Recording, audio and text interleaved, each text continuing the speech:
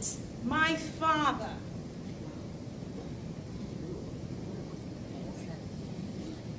Omar Zubaydi. He was a teenager until the day he died in his 70s. There was a youthful charm and earnestness about him. He was a humble man, quick to apologize and ready to serve.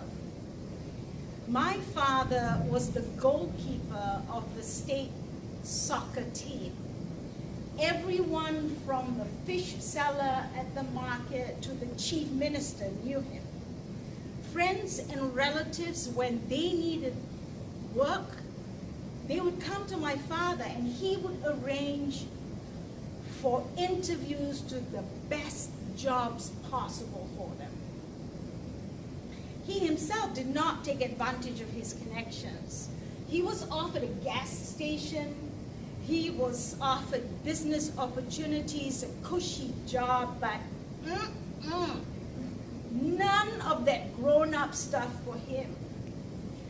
My father was a star on a Vespa. Every day at 5:30, he would come back from work. He was a sales assistant in a jewelry store. And when my siblings and I hear the put, put, put of that Vespa, we would go into a half-breathing mode and be quiet. My father was charming, but to us, he was grumpy. He would have a nap, shower, have dinner, put on a clean, crisp shirt, and leave. And when we heard the stack of that Vespa kickstand and the put, and breathed the fumes of the exhaust fumes, we started breathing normally. As adults, we asked our father, "Why were you such a crappy dad?" His answer, "I don't know. I didn't know what I was doing. I didn't know how to be a dad." I learned to love my father as an adult when I began to see him for who he was, an unassuming man with simple needs. More than anything, he loved hanging out with his buddies. Shoot the breeze, play cards, talk soccer. He was a loyal friend. He was passionate about sports and politics. He loved John Wayne and Omar Sharif. He was way more handsome than Omar Sharif. He had a forever young allure. He had a glorious, shy smile that started in his teeth, spread to his mouth and face, beamed at you through his eyes.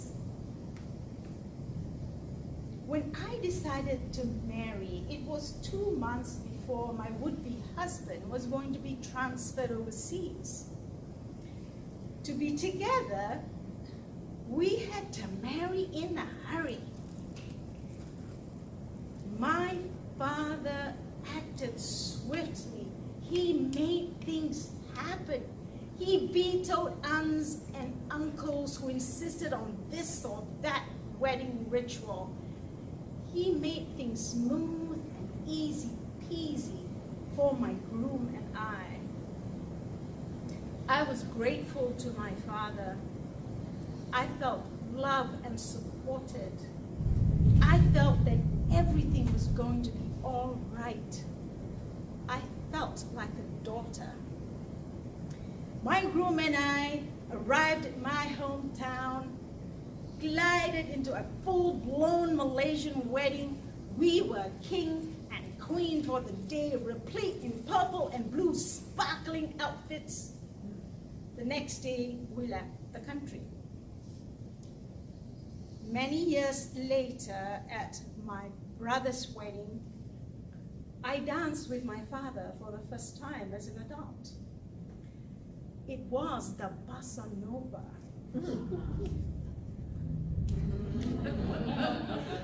I thought of myself as a natural dancer. I've got the groove, I have the move, I can flow, I can follow.